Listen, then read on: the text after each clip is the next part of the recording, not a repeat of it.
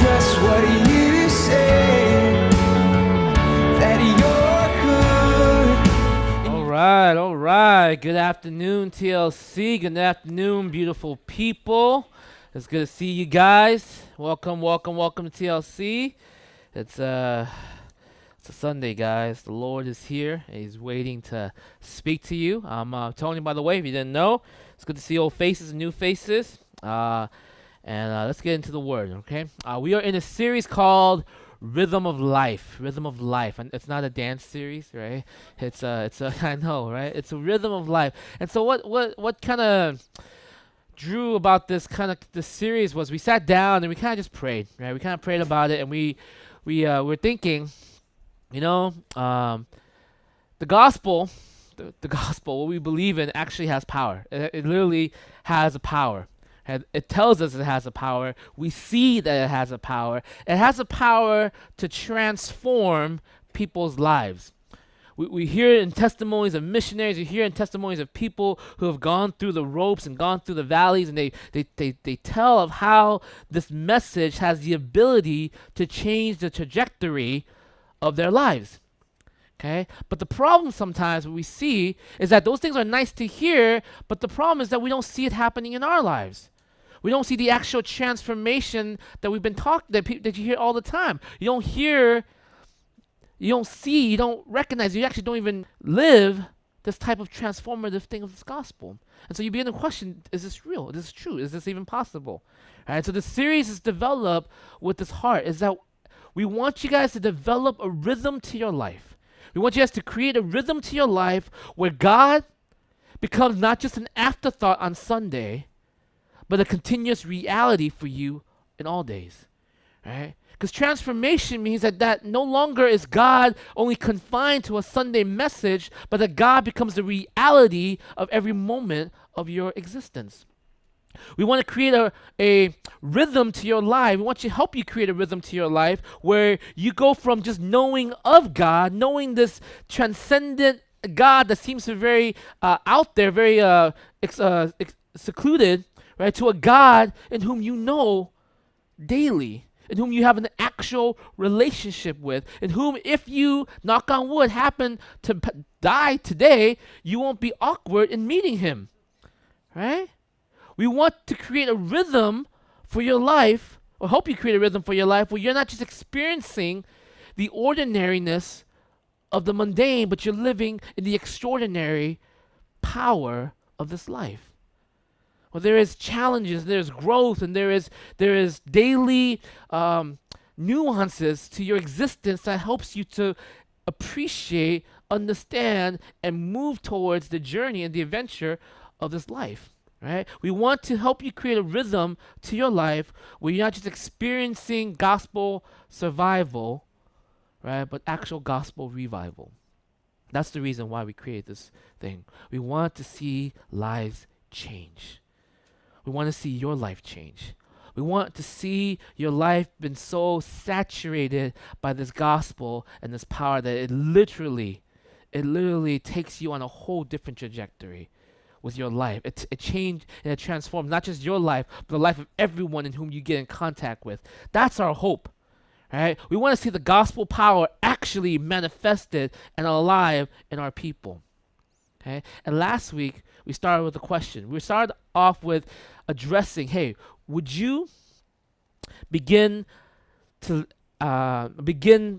this life, get into the rhythm? Would you begin to get into the rhythm of asking yourself the question? The question is, what is it that you really want? That you would actually be honest with yourself, sit down long enough, and get into the rhythm of asking that question. What is it that I really want? Do I really want him, or am I using him to get the thing that I really want? And do we recognize that the thing that we use God to get, that thing actually never actually transforms our life? It gives us a fleeting moment of joy, and then it's gone. Right? For example, my son, right? I always think that he needs me or he wants me. right? But most of the time, I realize he just probably wants me to get what he really wants, right? We went to this place called the Discovery Zone. You guys ever been there, right? If you've never been, go. It's awesome. It's really fun to But anyways, I went there, and there's this thing called the Bubble Fest that they had, right? Literally rave for a kid. Okay, I've never been to a rave, but if that was a rave, that's what I believe a rave would look like. Literally, there was a gazillion bubbles. All right, you're in this stadium and there's just bubbles flying everywhere. It's really gorgeous. It's like wow. Even I was like a grown man, I was like wow, so many bubbles. I wanted to like actually get off my seat, go down to the front stage where all the kids were sitting, and kind of like, hey, it was in my head, and I was like, oh, this is amazing. And then there's a light show. There's all these lasers shooting everywhere, and then they do all. I was like, wow. A rave for a child, and you can see Seth. He's like, whoa, you're like, oh, amazing. Like he's like trying to touch the bubble. He's just in all of it, And then afterwards, he comes to his daddy. I love you. I was, oh, yeah, I love you too. Yeah, he's like, Daddy, bubble, right? Can we get bubbles, right? I was like, yeah, let's get some bubbles, like, yeah, this is for you, this is, I know that I know that you want me, so let's go get bubbles, because, I know that you love me, so we get him bubbles, right? And so it's usually just using me to get the bubbles, right? We get the bubbles, bring it home, and he loves it. He enjoys it. He plays around with it, right? Actually, I loved it more. I was like, wow, right? But he was playing around with it, like, whoa, but then, like, in about an hour, he's like, what's next, Daddy? I'm like, what do you mean, what's next? I spent $20 on this. Play some more. He's like, no, what's next, Daddy? We'll play again next time, okay? All right? And he puts it away. He's like, next time, Daddy. I'm like, what am I, 3? Are you telling me next time, right? I should be telling you this next time, What is it that we really want? Have you ever get into the rhythm of asking that question? And you realize that the thing that we're using God to get sometimes, that those things give us a moment, only a fleeting moment of joy, and yet after that moment of joy is done, it leaves us wanting something else, something more. What is it that we really want? Are you honest with that?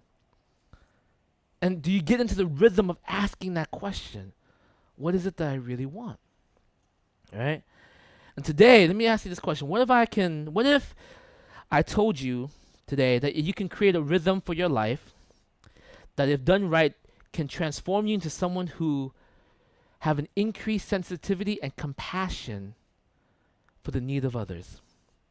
What if I told you today that you can create a rhythm for your life that, if done right, you will be able to address the needs of people even before they say it to you?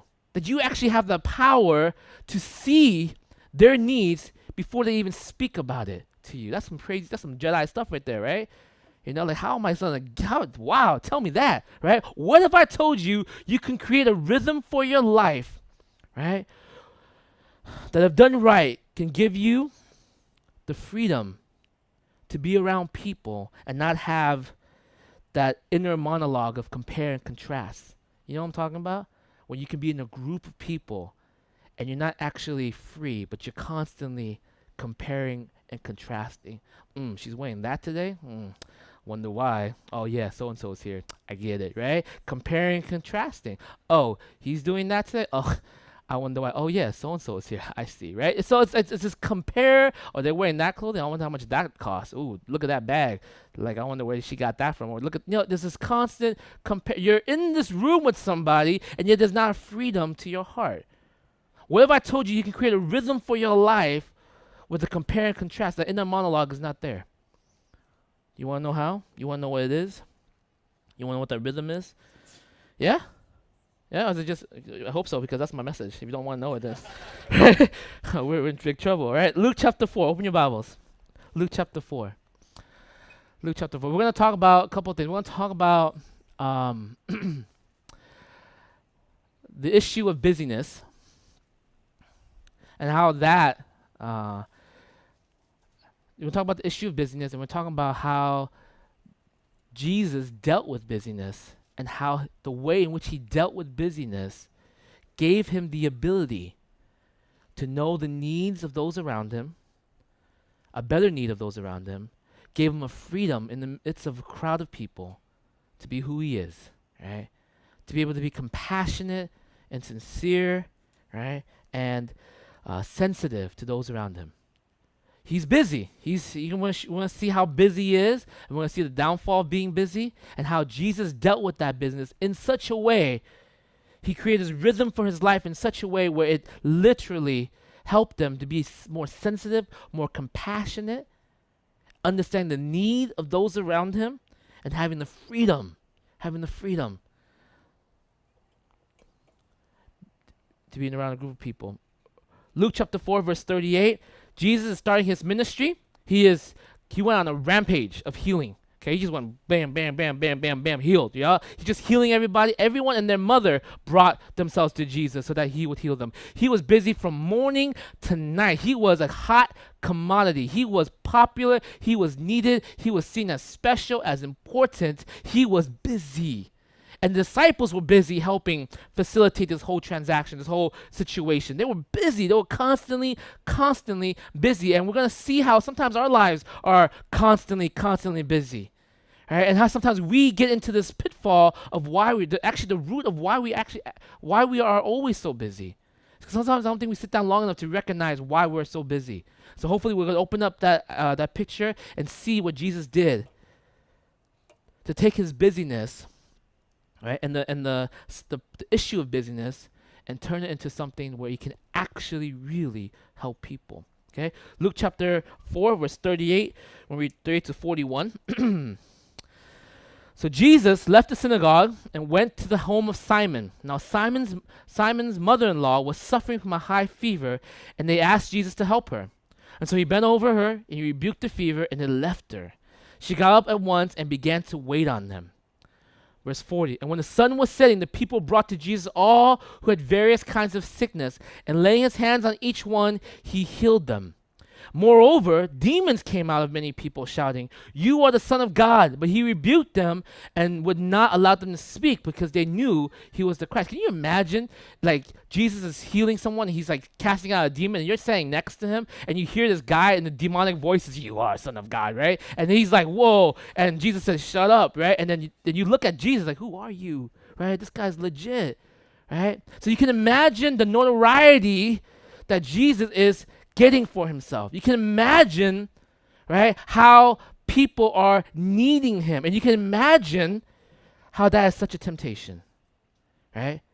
To be needed, to find yourself, or to think of yourself as important, to have people depending upon you, to do something where people are saying, "Yes, I want to have this person in my life." So Jesus was here, okay? He was in this context. And if Jesus was anyone else, he could have easily, and I think some of us, we do this, he could have easily taken this moment and used it for himself. He could have easily taken this moment and buy into the idea that you know what, guys, look, this is a very important place for us to be because everyone needs me. I can't walk away from this. I can't do anything else. I need to be here. I need to focus in this moment because everybody needs me. Everybody is dependent upon me. All right? Everyone wants to have me around, so I cannot walk away. I need to help. Oftentimes we do that, don't we? In our busyness, we have this kind of like this weird distorted idea, okay, that if we're not there, if we're not being as busy as we are, if we're not stepping into and doing what we're doing, that the people there, okay, won't be able to survive without us. They won't be able to make it without us. They need our presence or everything else falls apart. Sometimes we buy into this distorted idea that if, by doing this, we dress it up. We dress it up by saying, you know, it's not about me. I'm being busy not because of me, but it's because so many people need this. I'm doing it for them. And Jesus could have easily bought into that idea. He could have easily bought into the idea, yeah, this is all about these people. I want to be here for them. But here's the thing. Okay? Imagine what the people around him were thinking. Man, this guy's legit. We want to have him around. We want to keep him here.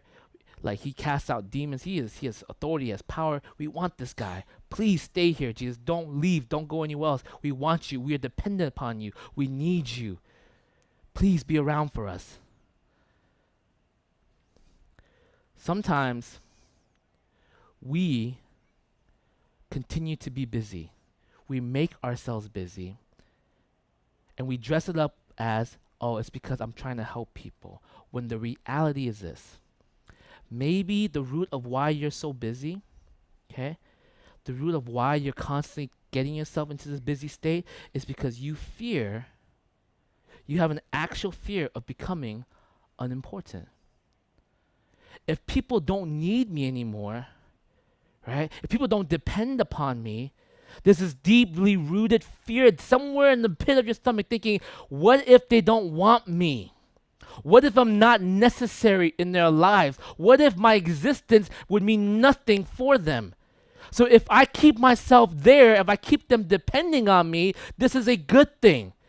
And the reason why you keep being busy is not because you're trying to help them, it's because you're trying to cover up this vainglory that you feel, that you're trying to cover up this need of feeling wanted, that you're not dispensable, that you're not someone that's useless, that you're not insignificant, that you're not unneeded. No wonder we are on our phones all the time because we want to know what's happening to everyone else's lives. Because as long as we're in the know, it's a good thing. We don't want to be outside the know. We want to be that one dude that knows nothing about the world. We want to be in the know. We don't want to have FOMO. We don't want to have those situations. We want to be there. Let me ask you the question. Could it be that you spend so much of your energy, so much of your time being busy because and you cover it up? I mean, you shape it up like they can't survive without me. They can't make it if I'm not there. Things won't go well if I'm not there. You've made it so they're dependent upon you. And you put them in a place where they need you in order to survive. Right? And you do that because you, deep down inside, manipulated that situation, created that situation so that you would feel something for yourself, that you would feel complete. Do you know why we do that? If you're honest, you know why we do that? From the very beginning, right? When sin entered into the world, what happened? God made Adam, and Adam didn't need anything. Adam was completely satisfied with just him and God.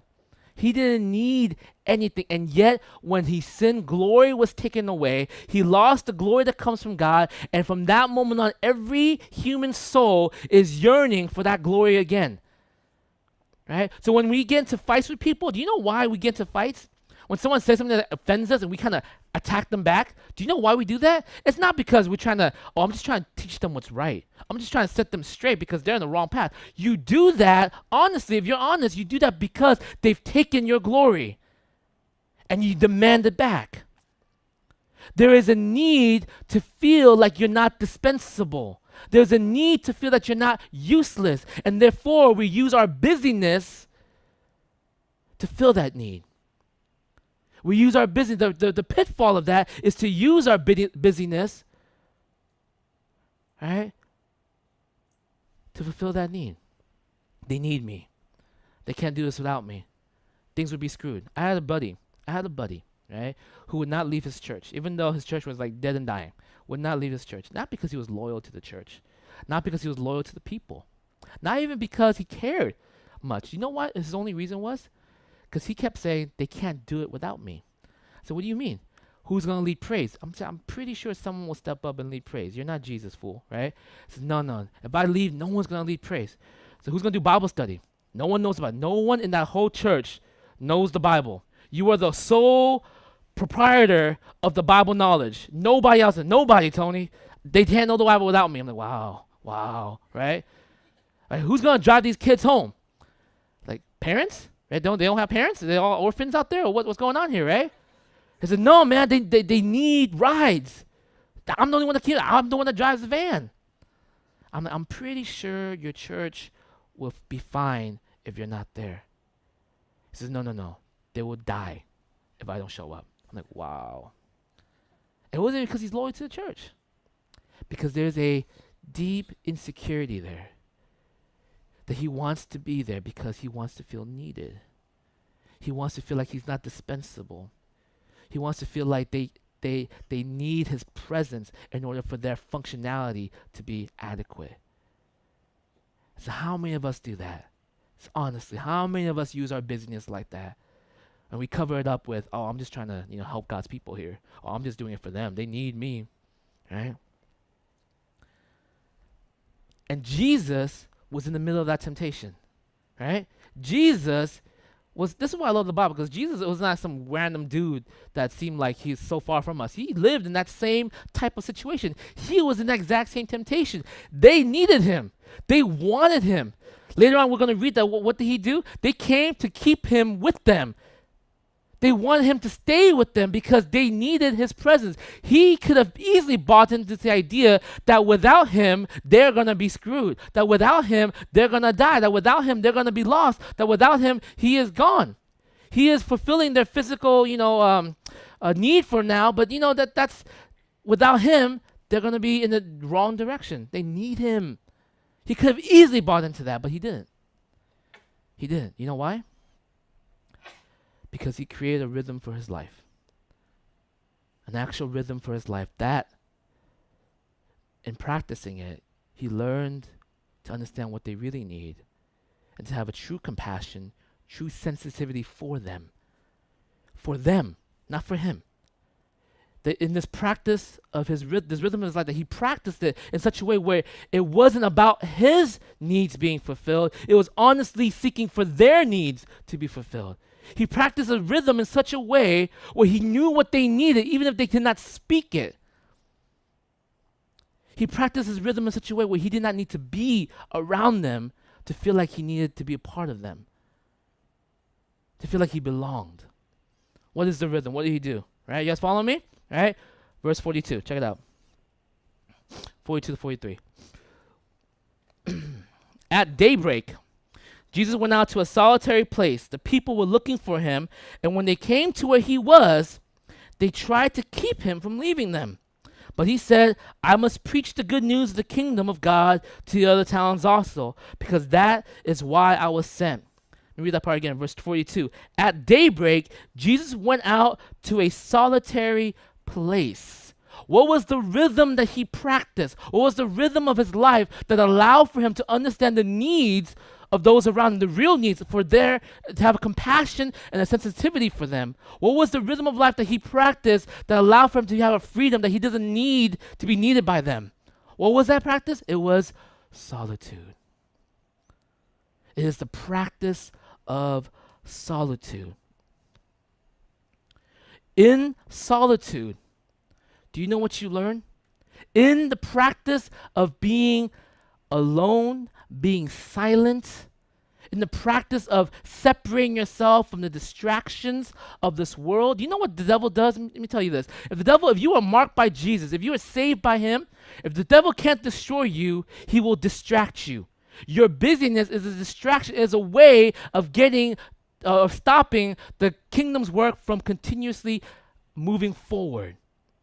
And Jesus, in the solitude, had the ability to discern this. In the solitude, he began to realize and know that what they need, what the people need, was not just the physical healing. What they need deeper was a spiritual awakening. And it seems kind of sad because he said, I gotta go. Sorry, guys. And he said, you're just leaving us? Why are you leaving us? Because if I stay here, it's not going to be good for you. But if I go and preach the gospel and I go and preach the good news of the kingdom of God, you will have a true change. He, in his solitude, understood what they truly needed. What they needed was not to leech on him. What they needed was to connect deeper to God. Right? His work was to point them to grow ever more dependent upon God, not dependent upon his physical gifts that he can give to them. Not just a temporary healing of satisfaction, but a deeper renewal of their soul. That was his thing. Let me prove this to you. You don't believe it? Let me prove this to you. Okay? Let me prove to you how in solitude you have this ability to know people's needs. Okay? Do you know why single children, right, are very good at reading people? Like, a person who doesn't grow up in a multi-family, a lot of siblings, right? They're really good at reading people, right? You know why? Because they're alone all the time. Right? They got no one to talk to. It's just them. Right? And so what do? In that solitude, in that silence, they watch. They look. They learn. They understand. Right? They're watching people. Not in a stalking way, I hope not, right? But they're watching people. They're seeing nuances. Right? They're not being distracted. But they're able to see. They're able to see the small discerning issues that comes on. They see even the moment their mother walks in the door, they know something's wrong. They might even have to look at them, don't know. Right? They recognize that. They recognize that there are issues that's happening. Okay? So as a person who practiced the rhythm of solitude, you know what you begin to recognize? You know what you begin to recognize? If you actually practice solitude, you begin to recognize, why is it that so-and-so is so dependent upon me? Why is so-and-so so dependent upon my words, my voice, my actions for their survival? You begin to recognize how much of a crutch you have become to those around you. And you begin to recognize that in the solitude, that the more important thing is not for them to depend on you, right? It's not for them to need you. The more important thing in the solitude is recognizing that what they really need for them to survive is they need to have Christ. Well, you know what makes a bad teacher? A bad teacher is a teacher who forces their children or their students to always depend upon them in every situation. That the student cannot do it on their own. They must have their teacher with them. You know what makes a bad parent? A bad parent is a parent that does everything for their kid and their kid can't do anything on their own. I know parents, okay, who have so babied their children that they're grown kids in college who don't know how to do their laundry. They will literally call their moms and say, "Mom, I need you to come over." "Oh, you miss me?" "No, there's a basket of laundry I need you to finish for me," right? Because I don't know how to do it. There is situations in solitude you begin to realize how dependent so-and-so is upon you. Right? Why they need you so deeply. You don't get that when you're interacting with them because you like that. You like the feeling of being needed. You like the feeling of being wanted. You keep them around until the moment you're no longer around, and then they're screwed. In solitude, you have the ability to understand what they really need. You have the ability to sense what is it and have the compassion for them. Right? Sometimes when you're in solitude long enough, you ask the question, why is so-and-so always dating everything that breathes? Like, why is that? Like, why can't they just stay single? And in solitude, what happens? You begin to recognize, oh, you know what it is? It's they don't need me to give them love. They need to realize that they are loved already. They don't know how much they're loved. And so you don't go in there and baby them. Say, "Oh, come on, just stick with me. I got you, right? Me and you forever." And you kind of go on. It ain't going to be you and you forever. It can't happen that way. But you're going to be to do what? In your solitude, you're going to recognize, hey, so-and-so doesn't need me. They can't need me. They need to have Christ. When you're married, same thing, right? You can't have your spouse depending on you all the time. It's trusting that God, if you ever were to be gone, that they have the person that they can cling to, which is Jesus Christ. And you begin to recognize in solitude, why is it that they are always dependent upon that, and work them out of that. Move them away from that. Let me tell you something. In solitude, you learn how dependent you are, too. Not just about other people. It's not about them now. It's not about you. You learn how dependent you are. You don't believe me? Let me tell you this. Let me give you an example. How many of you guys text someone you really like, and they don't text back right away, right? Don't you go through like the 10 stages of grief or 7 stages of grief, right? First, you're like, oh, I know they see it. I see their face. It went down. I saw it. I know it, right? How come they have not responded yet, right? And you start getting angry. It's like, oh, you know what? Oh, they're just insensitive, whatever. You get angry about it, The silent is killing you, isn't it? The silent is beginning to like overwhelm you. And then you start doing what? You start like, oh, you get depressed. Is it me? Something I did? Is it I'm not good enough? Is it, what are they looking for, right? And then after what happens to that? You start was depressed first and anger, right? And then it's bargaining. Oh God, please, Lord, just let them just say hi. That's all I want. All I need is hi. I would be sad. They don't need to answer my question. I know I wrote them an essay, but they don't need to answer. Just say hi. That would be good enough for me, right? And ultimately, and prayerfully, if the silence is long enough, you come to a place of what? Acceptance, right? You accept. Oh, maybe it's just, and I pray, but you know what's the worst thing that can happen to you? They respond. Then you're like, oh, what happened? I was like, oh, I was in the bathroom. Oh, yeah, of course. How could I have been so foolish, right? I was so dumb. Of course you were in the bathroom. Duh. And then you go into the same cycle all over again. But if you are silent long enough and they don't respond to you long enough, eventually what happens? Something stirs in your heart. You get angry at yourself. You start recognizing, why am I so dependent upon this? Why is this so important to me? Why is their response creating in me a turmoil inside? Why am I having like World War III in my heart over whether or not they would respond or not? You start recognizing how dependent you are on somebody. But you learn that in what? In silence. You learn that in the solitude. You learn that, but the worst thing you do is you get into like what? Start bringing other people in. Like, hey, can you message them to see if they message you back? You know, so if they message you back, and then there's a whole new story that comes out of that. That's just nasty, right? Right. But you know what I'm talking about. It's in the solitude that you begin to see what people really need. You begin to see and sensitive and have a compassion to what they really are going through. It's in the solitude that you begin to ask those questions. And in the solitude is when you begin to ask the question for yourself. Why do I let so-and-so, why do I baby so-and-so all the time? Right? Everyone tells me that I'm babying them. Am I really? Why do I do that? Is it because I want to be wanted? Is it because I want to be needed? Is it really because they're that useless without you? Is that somehow for some reason that they survive up to the point of meeting you, but now after meeting you, they're going to die if they don't have you? It's the solitude that you begin to understand this.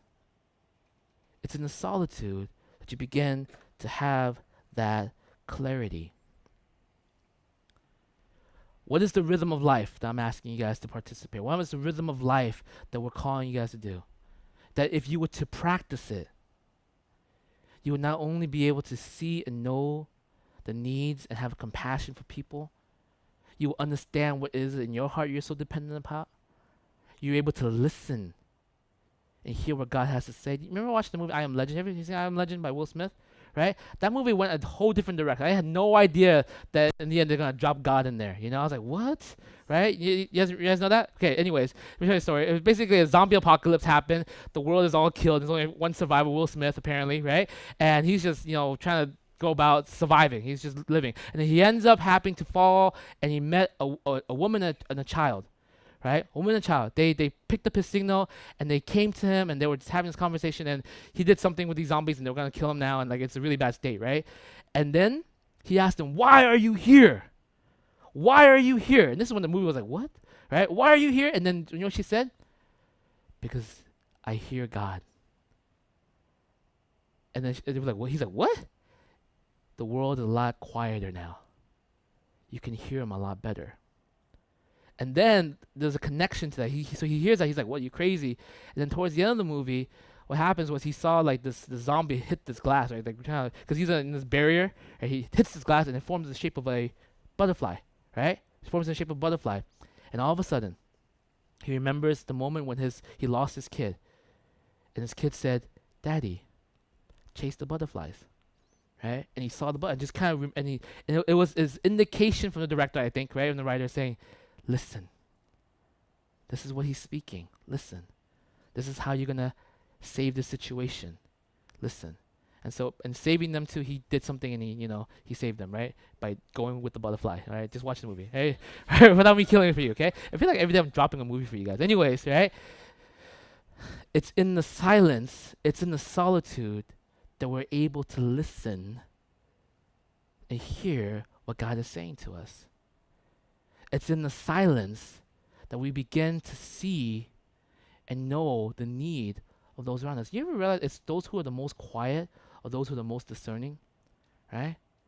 You ever realize that? I mean, there's people who are just really loud and it will miss the obvious in front of them, but it's the quiet person that's like, I know you. And you're like, how did you know?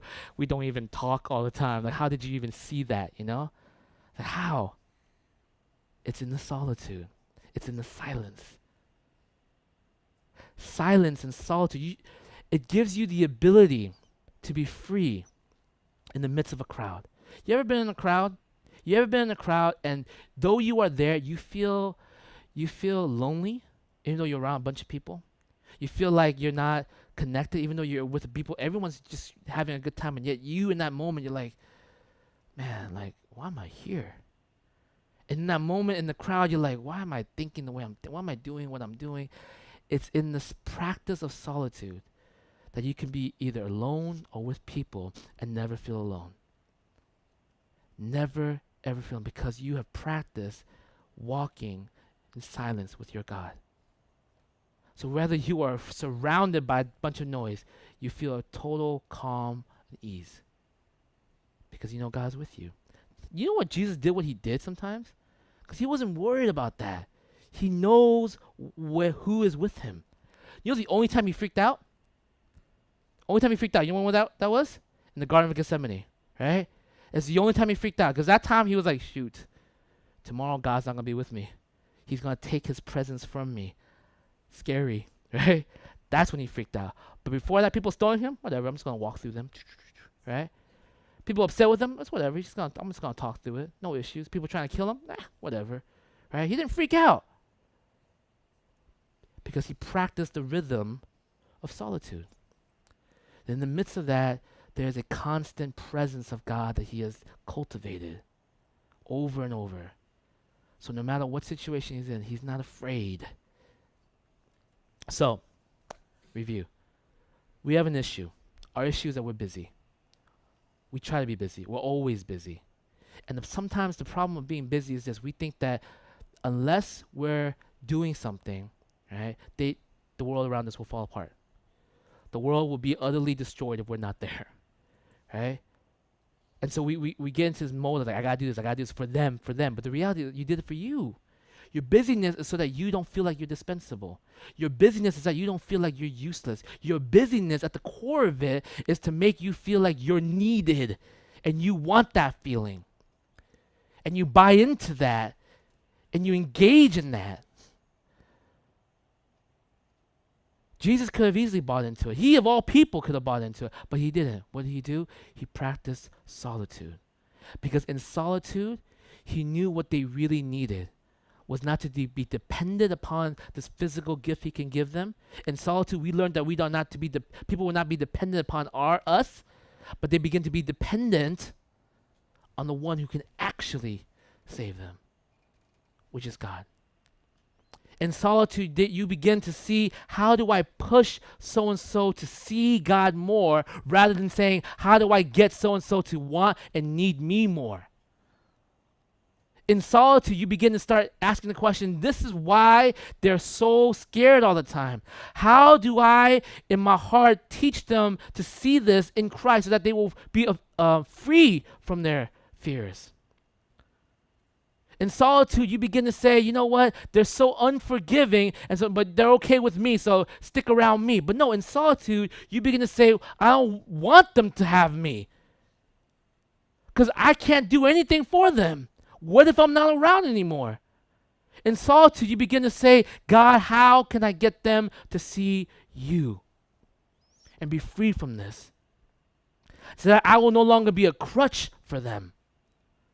In solitude, you begin to realize how dependent you are on somebody else, how you need them around you, how you need their words, how you need their affirmation, their encouragement, their actions so that you will feel connected. In silence, what happens? When you're no longer on Snapchat, you're no longer on Facebook, you're no longer plugged into the world. In silence, you're by yourself and it's freaky, but here in this moment, you begin to recognize how dependent you are on them. And in solitude, you begin to say, God, I want you. I want you.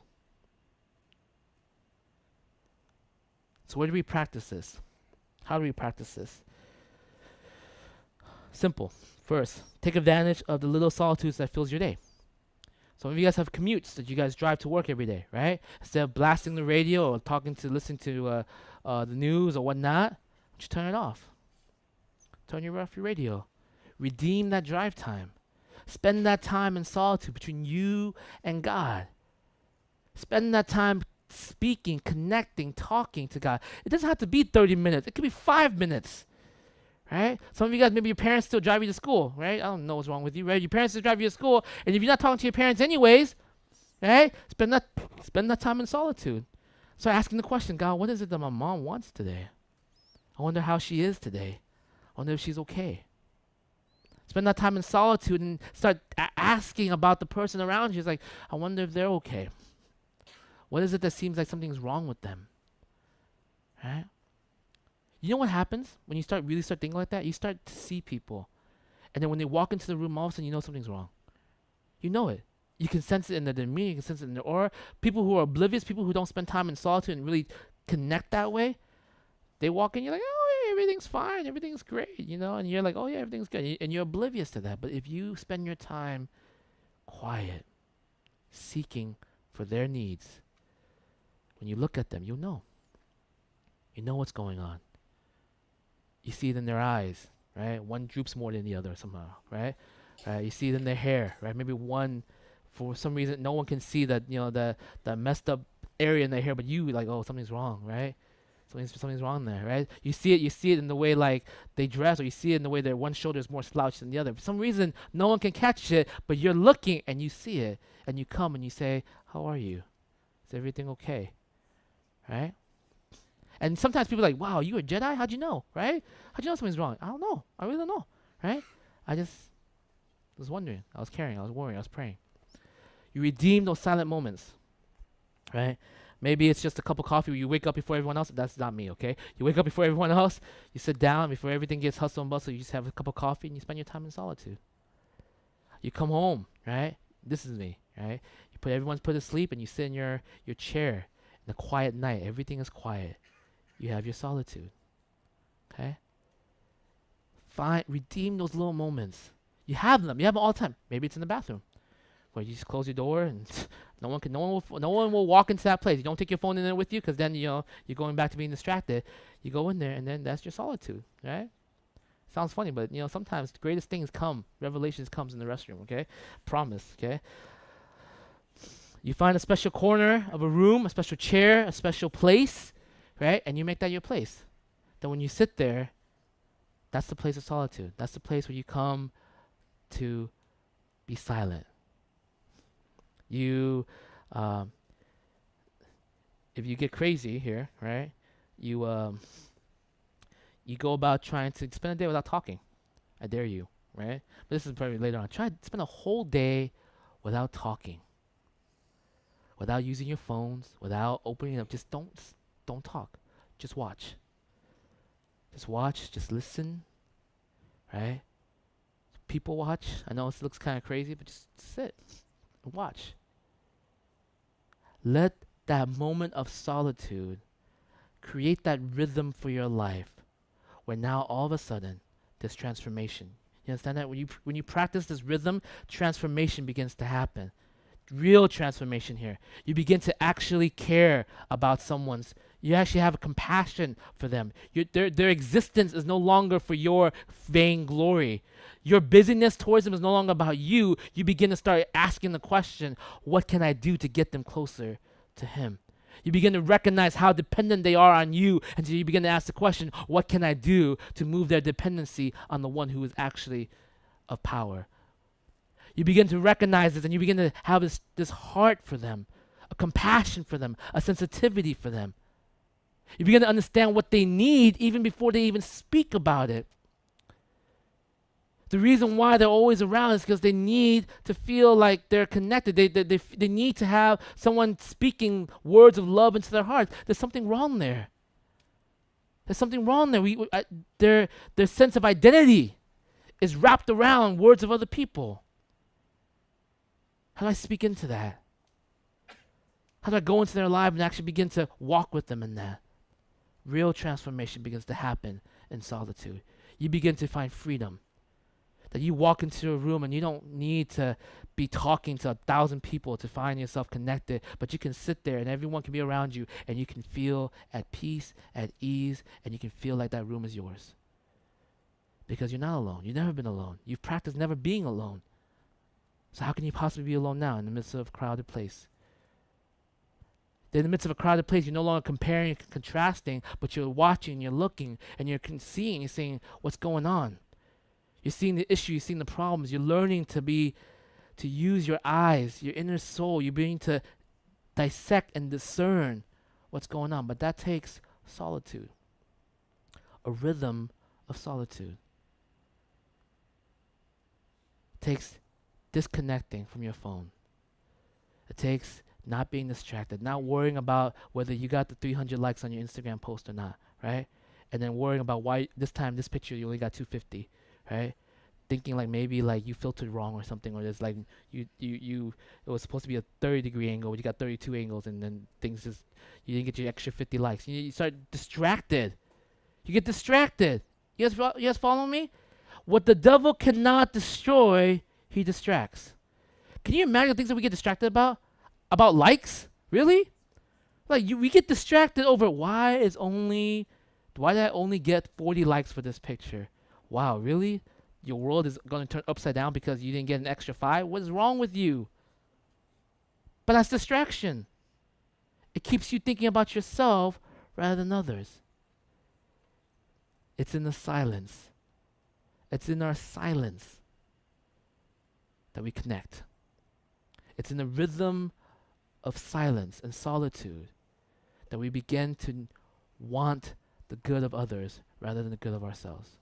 It's in the rhythm of silence that we begin to understand what we are actually dependent upon and what we need to let go. Right? Practice your solitude. Right? Practice solitude. I promise you, it'll change your life. Right? Only child. You know why abusive children, again, are also very aware of things? Because they're all by themselves all the time, right? Their parents beat them all the time, so they have to be really smart. So they learn how to look at people and watch people. They learn to discern issues all the time. Right? Because why? Because they're alone all the time. It's in the solitude. You understand? This is not a biblical thing. This is just real life stuff, right? That you can just know. But we're so distracted now because it's just our phones and our lives that we don't spend enough time in solitude to discern these things. Right? Create a rhythm for your life where you are practicing solitude. Redeem your drive. Redeem the moments of your house, right? Practice being silent. Listening to God, hearing Him, and knowing what's going on in your heart. Okay? Let's pray.